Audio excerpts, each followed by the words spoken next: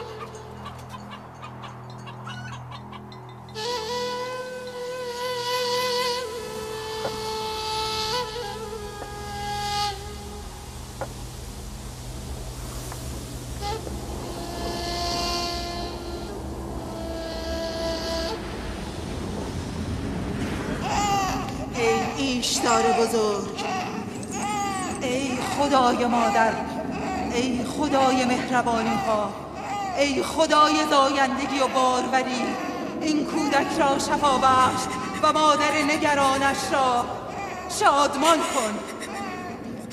مادر این کودک عهد می کند به درگاهت هدایای گرانبها تقدیم کند.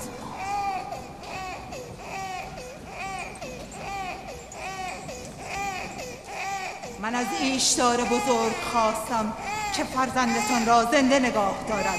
او تقاضای مرا پذیرفت.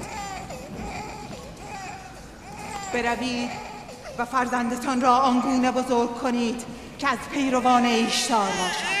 از شما من از ایشتار بزرگ سپاسگزارم. درود بر ایشتار مهربان. از شما سپاسگزارم. فرزندم در حال مرگ بود، شما او را زنده کردید. درود بر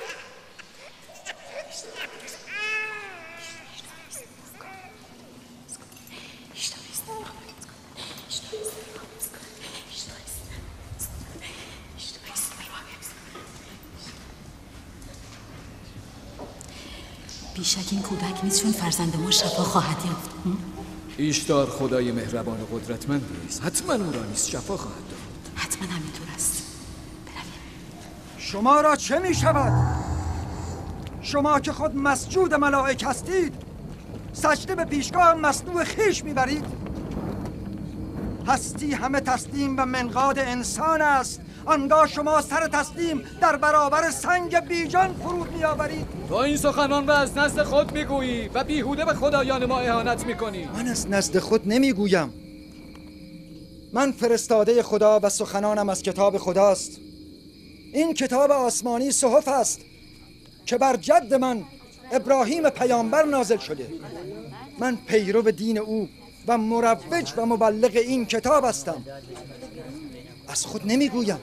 در آن کتاب آسمانی نوشته شده که به خدایان ما اهانت کنی؟ اهانت نمی کنم، سوال می کنم. اگر میدانید پاسخ بدهید، اگر نمیدانید بپذیرید. از شما میپرسم، تندیس های معبد ایشتار خالق شما هستند یا مخلوق شما؟ ایشتار بر شما سیطره دارد یا شما بر ایشتار؟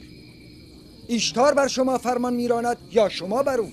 اگر ایشتار سنگی ضعیف و ناتوان است، پس چگونه فرزند مرا شفا داد؟ راست میگوید، ما هم دیدیم. آری حقیقت دارد. ایشتار فرزند او را شفا داد. من دیدم.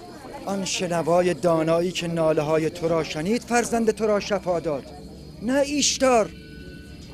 تو اگرچه به غیر خدا پناه بردی و از غیر کمک خواستی، اما او که آگاه بر احوال همه بندگان است به حال زار تو رحمت آورد و فرزندت را بهبود بخشید. تو را چون چشم بصر است و بصیرت نیست، ایشتار را دیدی اما شفا بخش حقیقی را ندیدی. خلاصه کلام یعقوب این است که خدایان خویش را رها کرده و خدای او را بپرستید. درست نگفتم؟ آخر از خدایان خود چه خیری دیدیم که از خدای تو ببینیم؟ من شما را به پرستش خدای برتر میخوانم، خدایی برتر از همه هستی. از کجا بدانیم که خدای تو از دیگر خدایان برتر است؟ از کجا که تو و خدایت همچون کاهنان معبد ایشتار به فکر انباشتن سیم و زر و تامین منافع خود نیستید. همه میدانید که من برای لابان شبانی میکنم و از خود چیزی ندارم. آیا تا کنون مزدی از شما طلب کردم؟ آیا جز کار و تلاش و شبانی از من دیده اید؟ اگر از این پس طلب کردی چه؟ تا کنون قدرت نداشته ای، وگرنه تو هم بهتر از کاهنان نیستی. همه شما یکی هستید. بر اریکه قدرت که تکه زدید، شکم خود را سیر میکنید و گنجینه های خود را انباشته میگردانید. من به تو حق میدهم. تنها فرزند بیمار خود را از دست دادی و هیچ کس تو را یاری نکرد. نه ایستر جادوگر و نه ایشتار خدای معبد. اگر به همه خدایان هم پشت کنی حق داری.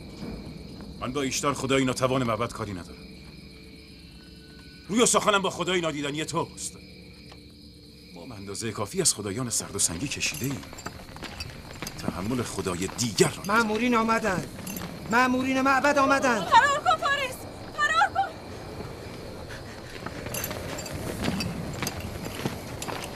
از آن طرف. بروید دستگیرش کنید. نگذارید فرار کنه. بروید.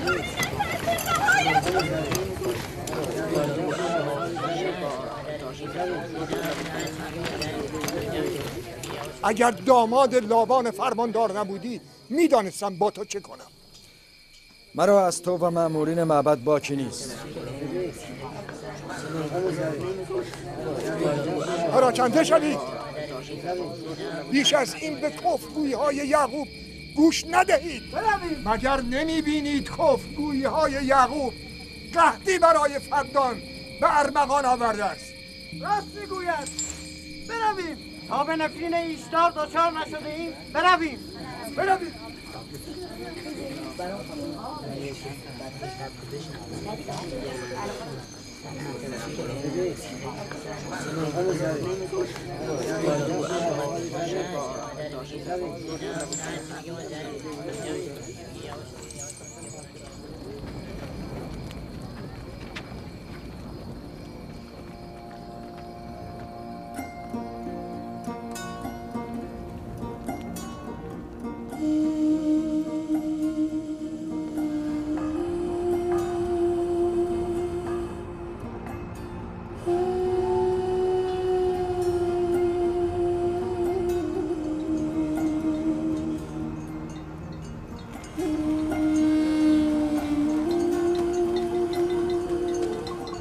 اگر به زودی باران نبارد تمام محصول مردم فدان از بین میرود.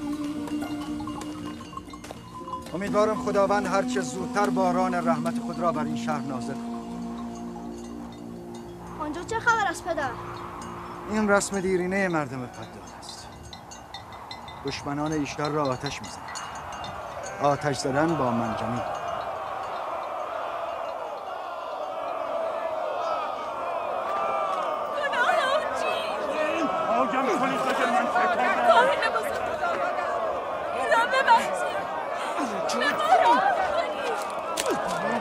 آیم کنید! اگر گناه من چیست؟ اگر من چه کردم؟ رهایم کنید! شما همینجا گله را نگه دارید، من ببینم چه خبر است.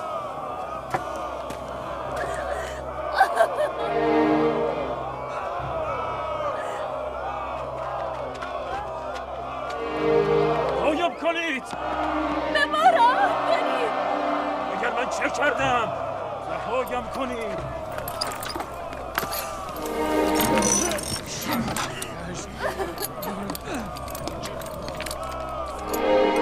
یعقوب شبان است، خواهرزاده فرمانده لابان. کاهن بزرگ به ما راه کنید! فارغ کنم! بزار کافر همین است! مردم فدان به دادم برسید. من بیگناهم. وارث باید به یادان شود.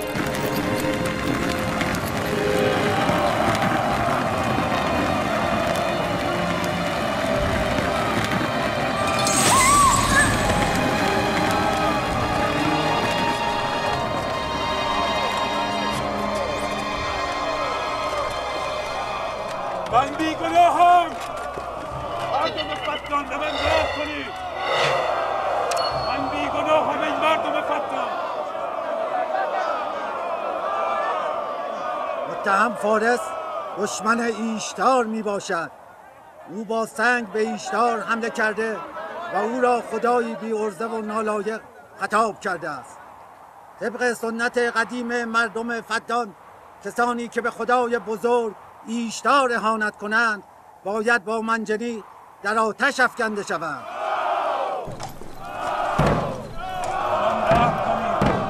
اگر گناه من چیست؟ از حق خود دفاع کردم. مردم فدان به من راه کنید. بیچاره فارس. من بیگناهم. به من راه کنید. به من راه کنید. مردم فدان گناه من چیست؟ گناه من چیست؟ من بیگناهم.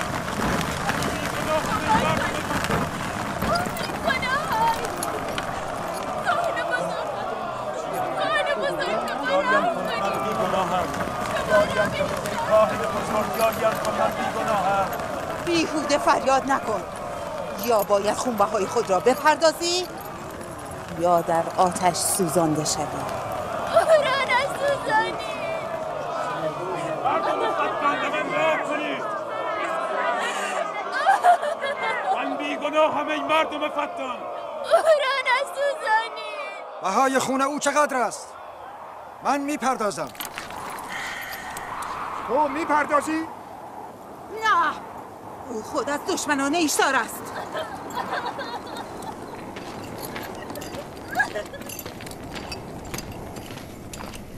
تو خود از دشمنان ایشتار هستی. ابتدا باید بهای خون خود را بپردازی. پس چرا مرا دستگیر نمی کنید؟ مجازات منجنیق به آتش در خاندان من پیشینه دیرینه دارد. پدر بزرگ من ابراهیم هم یک بار به دستور نمرود در آتش افکنده شده است. اگر تاکنون دستگیر نشده ای به خاطر فرماندار است، چون هم داماد او و هم خواهرزادش است. پس منسوبین به حکومت و فرماندار می توانند به خدایان اهانت کنند و مجازات نشوند. دستگیرش کنید و چون پدر بزرگش در آتش بیفکنید.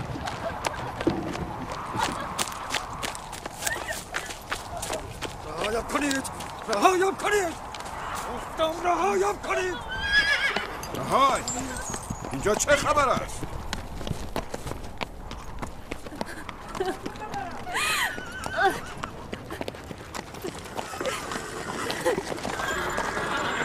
او را رها کنید. متهم را هم آزاد کنید. فارس باید مجازات شود. وقتی یعقوب خونبهای او را میپردازد حق ندارید او را مجازات کنید.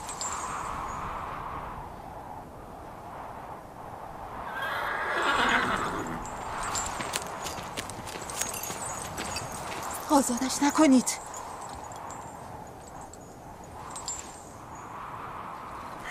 یعقوب، تو باید 500 دینار بابت خونبهای فارس بپردازی.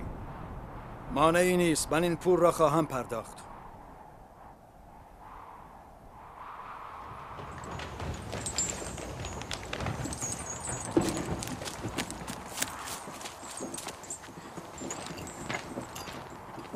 خداوند دایی خوبم لبان را حفظ کند.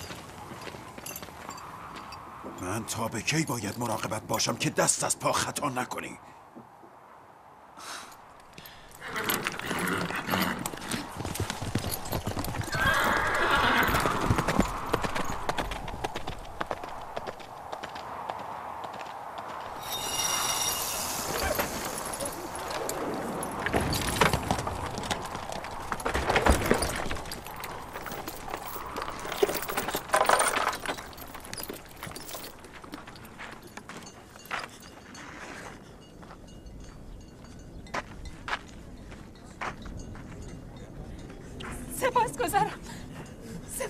چه میکنی؟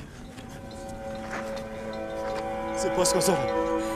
تا زمانی که خونبهای خود را پرداخت نکردم برایت سعی و تلاش خواهم کرد، برایت کار خواهم کرد.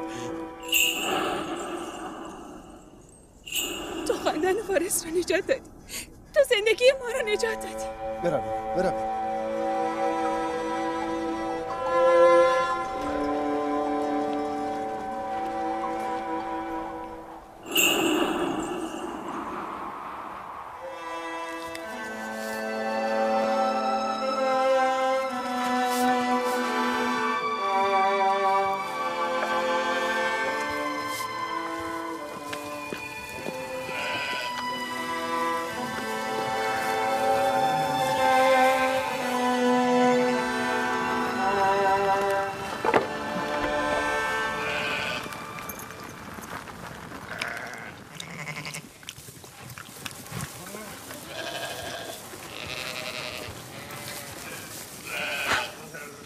مرد خوبی است. بیچاره مدام زحمت میکشه. سال هاست که ایشتار از مردم فدان و بابل قربانی میگیرد.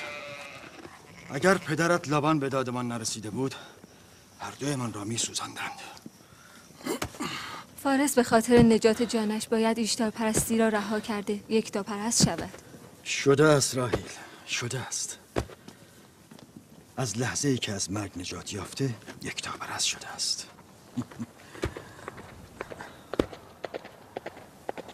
مسافر ما کی از راه میرسد؟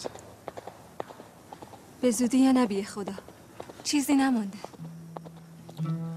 سالهاست در انتظار فرزندی از تو هستم. اگر خدا بخواهد به زودی این انتظار پایان می‌یابد.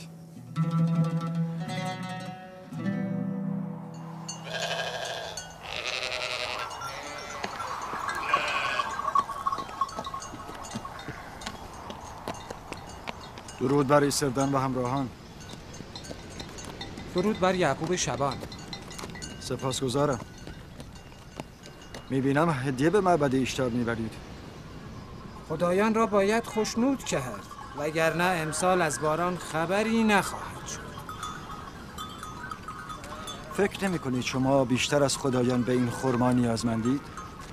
بعضی با اهانت به خدایان خشم آنان را برانگیختند و ما باید تاوان پس بدهیم. شما اطمینان دارید که به اراده تندیس‌های سرد و سنگی معبد ایشتار باران میبارد؟ کفرگویی‌های تو باعث خشم خدایان شده و ابرهای بارانزا را از سرزمین فدان دور کرده است. دست از اهانت به خدایان بردار یعقوب.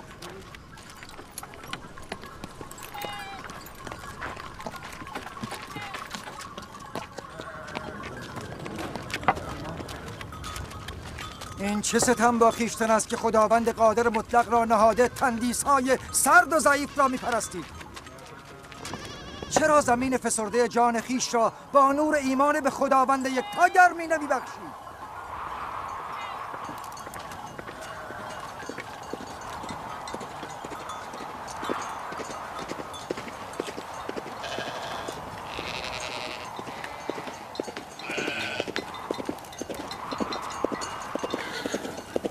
ایشتار بزرگ الهی باروری، معبدت را با خون دشمنانت تطهیر می کنم.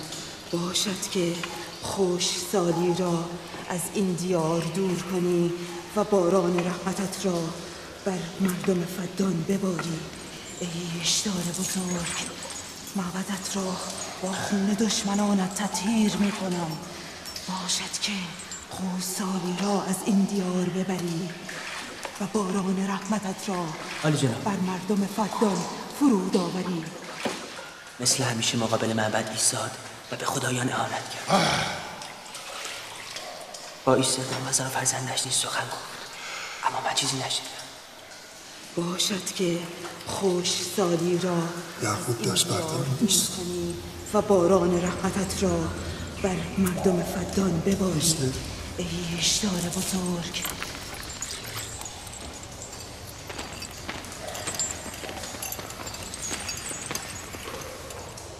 باز هم یعقوب شروع کرده است. امیدوارم که به نفرین خدایان دچار شود. حال با او چه کنیم؟ تو لابان را به اینجا بخوان. چاره کار با من. هرچی زودتر لابان را به اینجا بخوانید.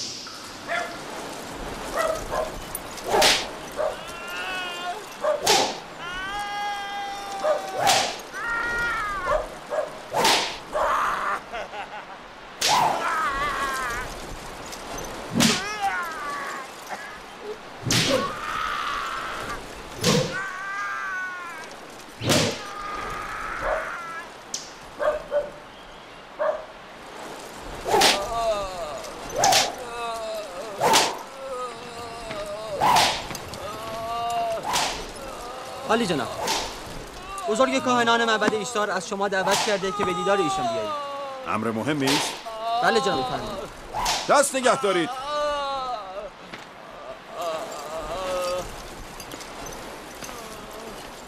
اگر بار دیگر دزدی کنی از زیر شلاق زنده بیرون نمیایی. قول میدم دیگر غلط میکنم. بازش کنید. با من بیا.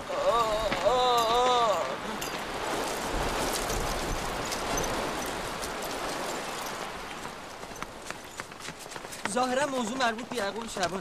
اعمال یعقوب به خودش مربوط است. من پاسخگو نیستم. او بر علیه خدایان سخن. این هم وظیفه کاهنان است که به او پاسخ درست بدهند. اگر توان پاسخگویی ندارید چرا مزاحم من میشوید؟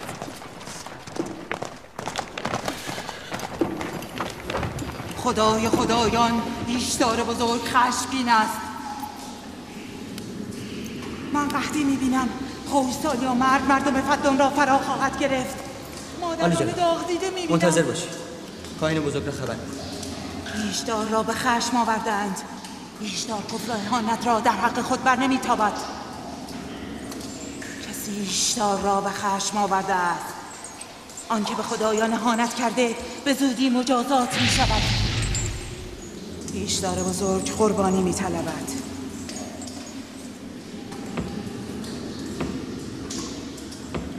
بابا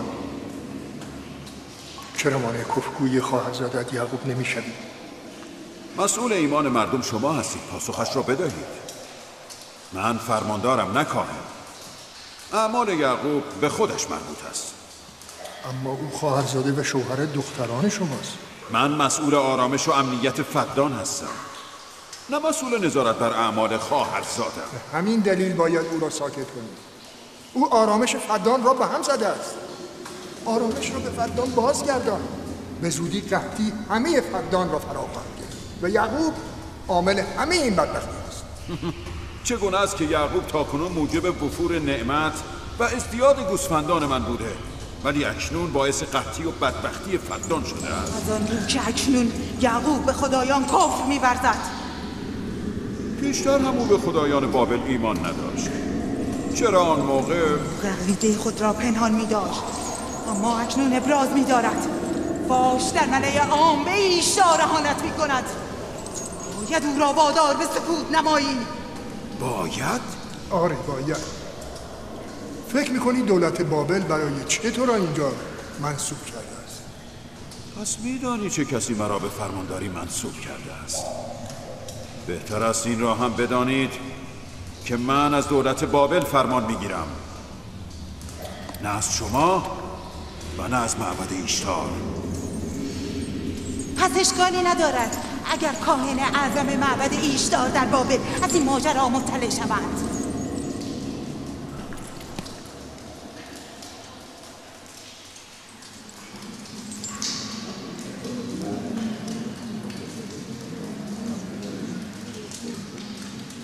با یعقوب سخن خواهم گفت. به یعقوب بگو اگر خطری از جانب او من و خانواده‌ام را تهدید کند تمام خاندانش را به آتش خواهم کشید. طوله‌ای که قبل از پدر مادرش باز کند زودتر به دست گرگ دریده می شود. مواظب زبانت باش. این بار می بخشمد، بار دیگر بخششی در کار نیست.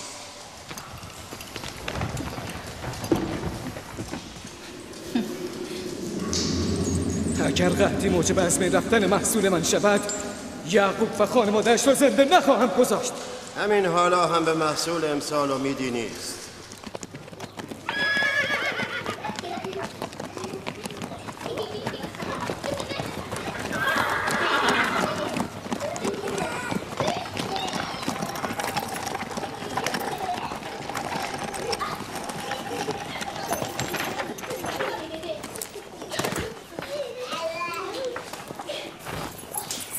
سلام پدر، خوش آمدی. سلام پدر، چه عجب. بزرگ فدان آرام و فرماندار شهر فرصتی یافته و به دیدار دخترانش آمده است. این یعقوب دست بردار نیست؟ چه شده پدر؟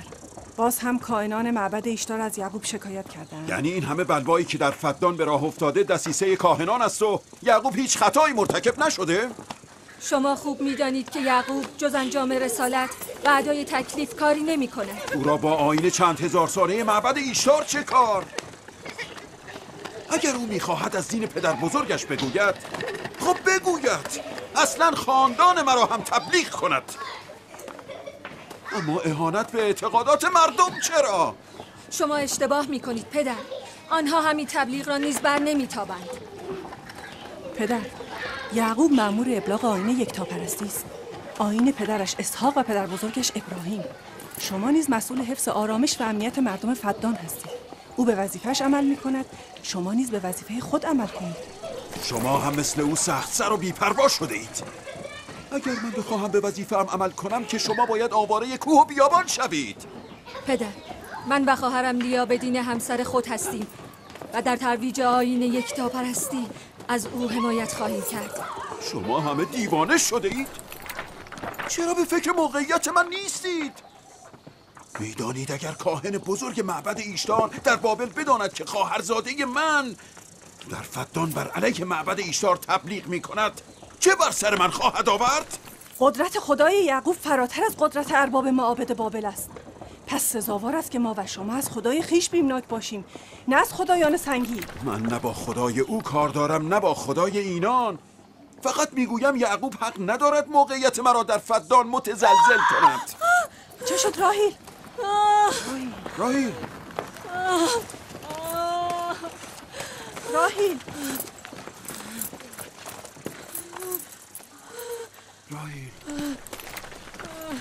راهیل چه شده دخترم؟ چرا رنگت پریده؟ وقتش رسیده. بله قابله رو خبر کمک کنید. فارس؟ بله عالی جناب. به دشت جدون برو و یعقوب را بگو که زود به اینجا بیاید. عجله کن. با اسب من برو.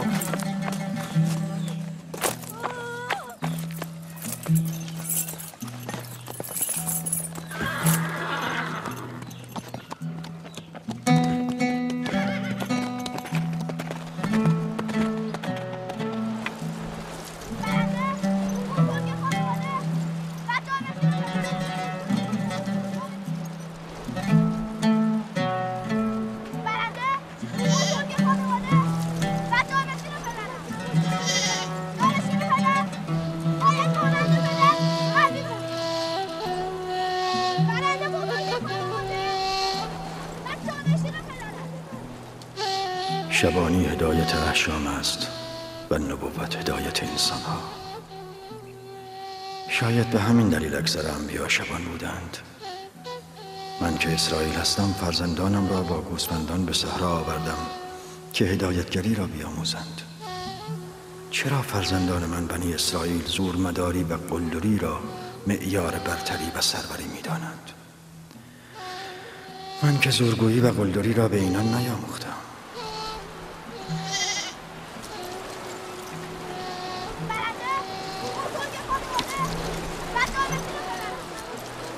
برخیزید برخیزید برخیز شمعون برخیز. جانشین من و بزرگ خانواده کسی است که خدا را بیش از همه دوست داشته باشد، نه آن که زورش بیش از همه باشد.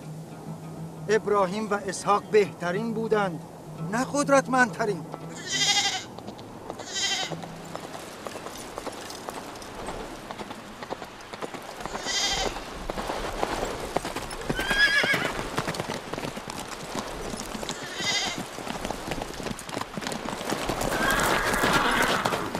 چه شده؟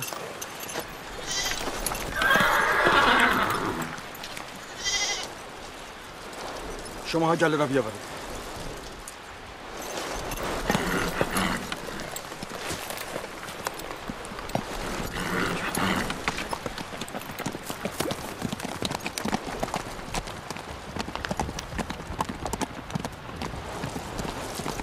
پدر کجا رفت؟ چیزی نشده، گله را جمع کنید باز می‌کنم.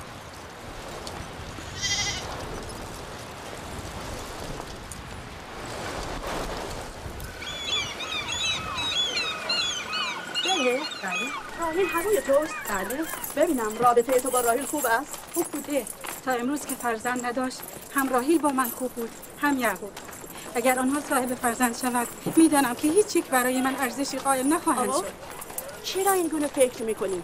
یعقوب و راهیل انسان‌های بسیار خوبی هستند. یعقوب راهیل را خیلی دوست دارد.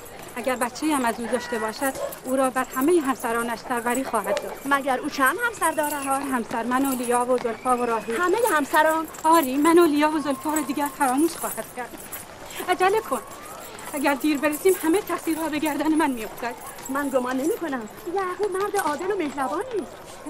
اگر به جای حسادت کمی بر محبت خود بیفزایی هنوز هم تو را دوست خواهد داشت.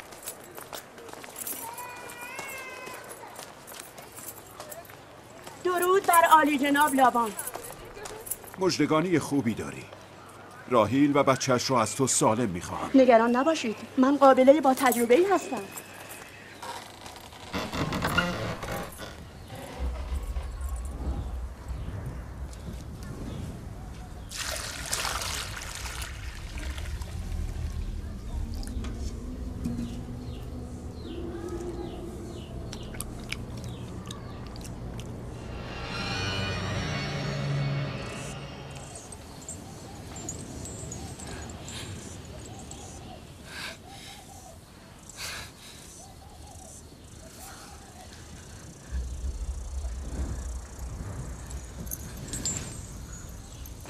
نگران نباش.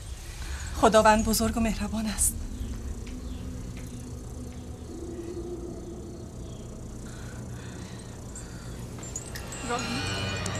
راهیل راهیل راهیل راهیل راهیل راهیل هوش شو. راهیل راهیل راهیل راهیل نکند که راهیل گرفتار خشم خدایان شده است.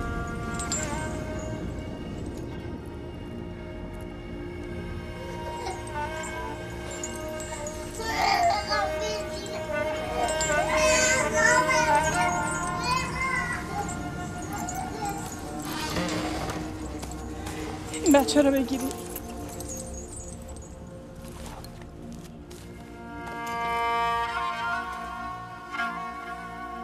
برای خالتان راهیل دعا کن.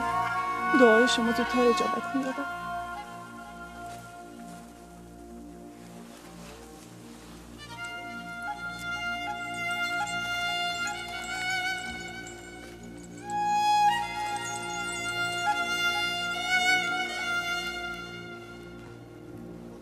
پس چرا کاری نمی کنید؟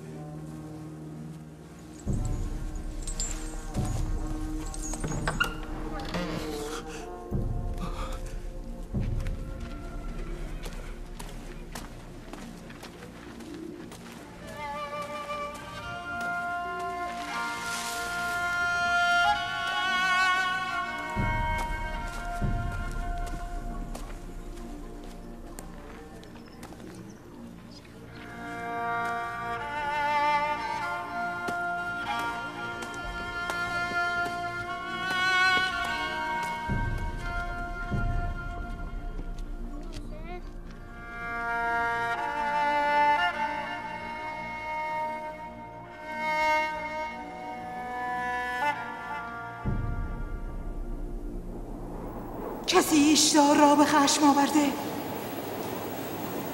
آتش و خون میبینم. سایه شوم مرگ همه جا گسترده است. آتش این کفر ابتدا دامن کافر را میگیرد. آنکه به خدایان اهانت کرده به زودی مجازات میشود. نکند او به نفرین خدایان گرفتار شده؟ دیدی ایستر در معبد نفرین میکرد؟ آری، گفت آتش این کفر ابتدا دامن کافر را میگیرد. آن کس که به خدایان و ایشتار بزرگ اهانت کند زودتر از همه مجازات میشود.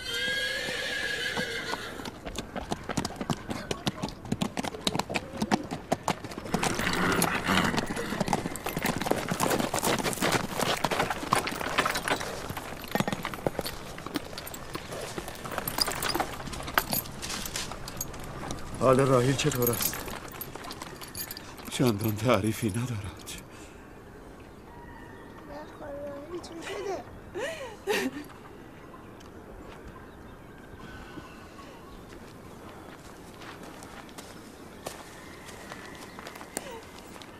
کاری بکنی. حال راهیل خوب نیست. آرام باشید. ما خدا را داریم. هر آنچه که او اراده کند همان خواهد شد. مردم به تن و کنایه میگویند او به نفرین ایشتار و جادوی ایستر دچار شده است. بسیار خوب. حال ببینیم خدای راهیل و فرزندش بزرگتر و قوی‌تر است یا خدای ایستر. مراقب راهیل باشید. من باز میگردم. کجا می روید؟ ما را در این حال تنها نگذارید. آرام باشید. من به خلوت نیاز دارم. تو با خدای خود هر چه میخواهی بکن، اما من نمیتوانم دست بر دست بگذارم. طبیبی، دارویی، درمانی، کاری باید کرد. من نیز به سراغ طبیب میروم. طبیب واقعی.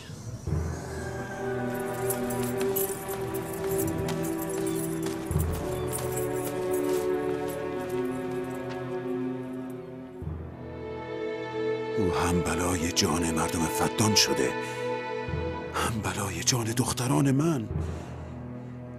نمیدانم با او چه کنم.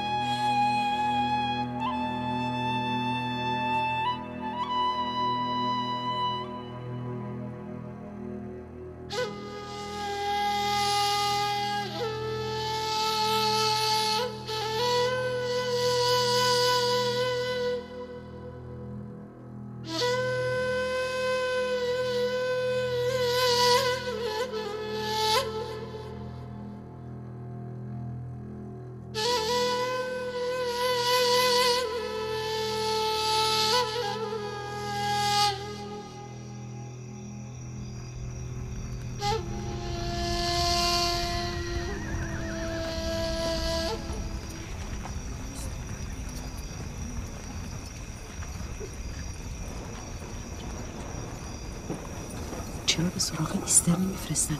قابلیت توانایی است. راست میگویی.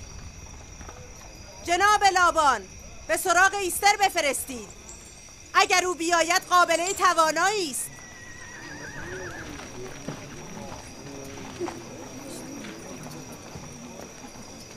برو و ببین ایستر میآید. هر چه بخواهد به او میدهم. بگو لابان گفت اگر دخترم را نجات دهی قول میدهم یعقوب را از فدان بیرون کرده و معبد ایشتار را از شر او خلاص کنم. برو.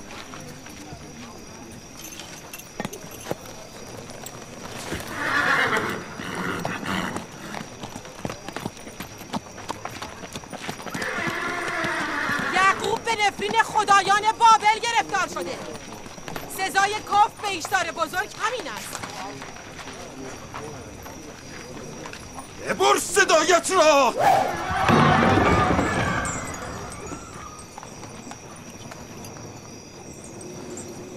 به یعقوب بگو چرا از خدایش یاری نمی‌طلبد.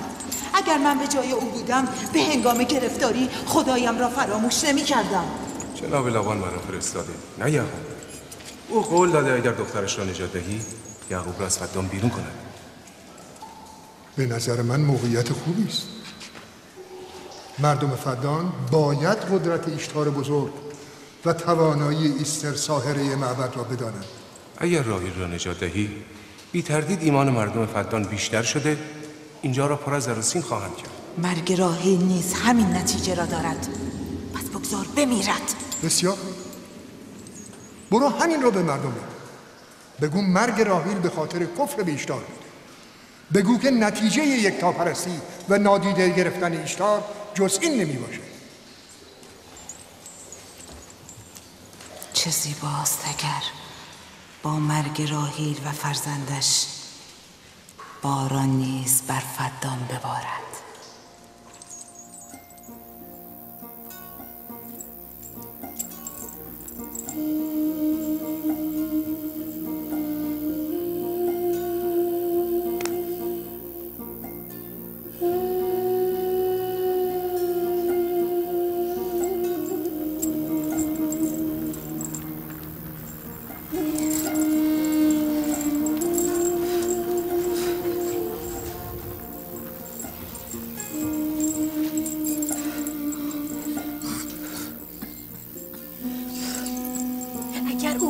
نیاید هر دو میمیرن.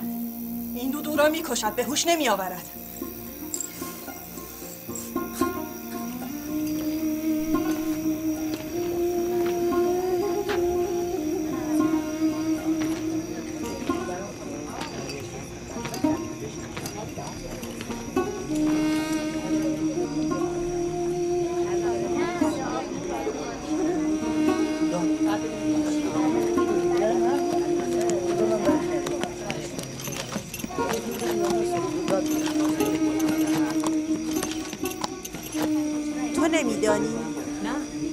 عاقبت کار را بدانم.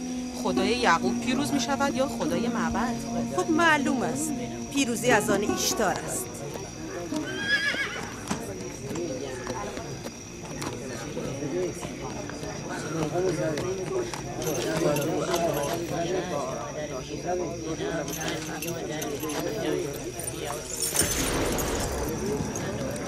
لابان، اسباب زحمت من شده ای که چه؟